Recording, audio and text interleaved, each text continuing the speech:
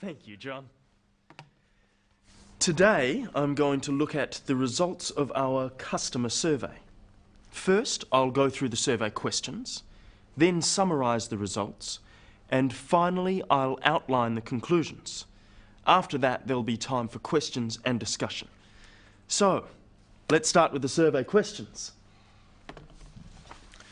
Turning to the results, as you can see from the diagram, most people decided what to buy when they saw the product at the showroom.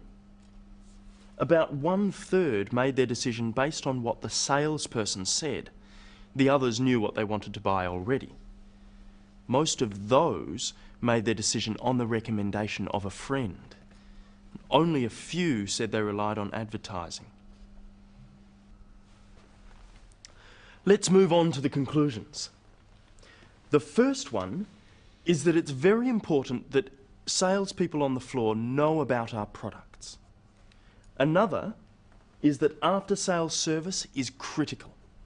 People who experience good after-sales service are more likely to recommend a brand. And finally, advertising. It's expensive, so we need to make sure we're getting results.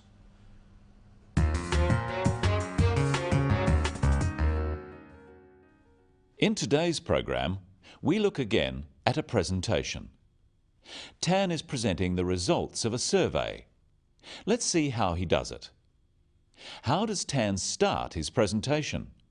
Today, I'm going to look at the results of our customer survey. When giving a presentation, it's important to state clearly what you are going to talk about at the beginning.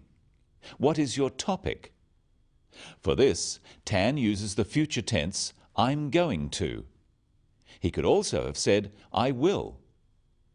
And instead of look at, he could have used other words, examine, analyze, review, discuss. After introducing the topic, what does Tan do next? First, I'll go through the survey questions, then summarise the results, and finally, I'll outline the conclusions. After that, there'll be time for questions and discussion. Tan outlines the structure of his presentation. There were 3 parts. Notice how he signals this by using sequencing words. First, then, and finally. The structure of his talk is introduction, then part 1, survey questions, part 2, survey results, part 3, survey conclusions. There's one more sequencing signal in his introduction. Did you hear it? After that, there'll be time for questions and discussion. Even though Tan said finally he would talk about conclusions, he has something after that. This is because the questions are not part of his presentation. He's telling his audience that after he's talked about conclusions, it will be time to ask questions. So, sequencing words are very useful. They tell your audience how many parts are in your talk, and they can signal when you are moving from one topic to the next one. Sequencing words are words like firstly, secondly, thirdly, then, next, finally, after that, following that, and later on. Another type of signal can be used to show you are moving from one part of your talk to another. Here are 3 that Tan uses. Practice them with him. So, let's start with the questions. Turning to the results, let's move on to the conclusions. When we speak in English, pauses and intonation are as important as the words we use, because they help people understand. Listen. Let's move on to the conclusions. The first one is that it's very important that salespeople on the floor know about our products. Another is that after-sales service is critical. Without pauses or intonation, it's much harder to understand, and it sounds boring. Let's add pauses. Let's move on to the conclusions. The first one is that it's very important that salespeople on the floor know about our products. Another is that after-sales service is critical. Pauses should come between sentences, here.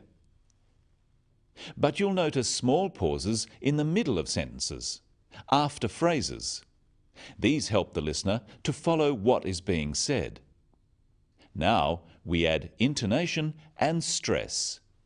Let's move on to the conclusions. The first one is that it's very important that salespeople on the floor know about our products. Another is that after-sales service is critical. Intonation is the way we pronounce sentences. Note the downward intonation at the end of sentences. Let's move on to the conclusions. About our products. After-sales service is critical. Stress occurs in words and sentences. In words, one syllable is stressed. The wrong stress makes it hard to understand. So, conclusion, not conclusion. Products, not products. Even more important in speaking is to stress the important words in a sentence. This helps the meaning of what you are saying. It gives emphasis. So Tan says, let's move on to the conclusions. Stressing conclusions because it's the key word in this sentence. The other words stressed are the key words for understanding. Let's listen to Tan once more, noting the pauses, intonation, word and sentence stress. Let's move on to the conclusions. The first one is that it's very important that salespeople on the floor know about our products. Another is that after-sales service is critical. Let's look at the diagram and how we can describe numbers or statistics. First, Tan says most people decided what to buy at the showroom. Because more people decided at the showroom than at home, we can say most, the majority, or over half. To describe people deciding at home, which is less than 50%, we could say a minority or less than half. Looking at the reasons for decisions, we are comparing 4 groups of people. We can use descriptive words such as many, some, a few. And we can say the greatest number or the highest percentage. The greatest number of people went by the salesperson's recommendation. We could say only a few relied on advertising. And we can use words like approximately, about, nearly, over, and under. Approximately 1/3, about a quarter, over a quarter, under a third. Finally, let's look at Tan's conclusions. The first one is that it's very important that salespeople on the floor know about our products. Another is that after-sales service is critical. People who experience good after-sales service are more likely to recommend a brand. And finally, advertising. It's expensive, so we need to make sure we're getting results. Notice again how Tan uses signals for his conclusions. His audience can clearly hear that there are 3. He says, the first one, another, and finally. Notice also how Tan uses adjectives to make his points. You shouldn't use the same words all the time. What are the adjectives?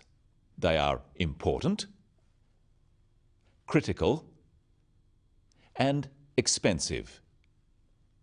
So to summarize, state your topic, outline the structure of your presentation, use signaling and sequencing words, pay attention to intonation and stress, use descriptive words and adjectives, not just numbers. And in conclusion, that's all today on the Business of English.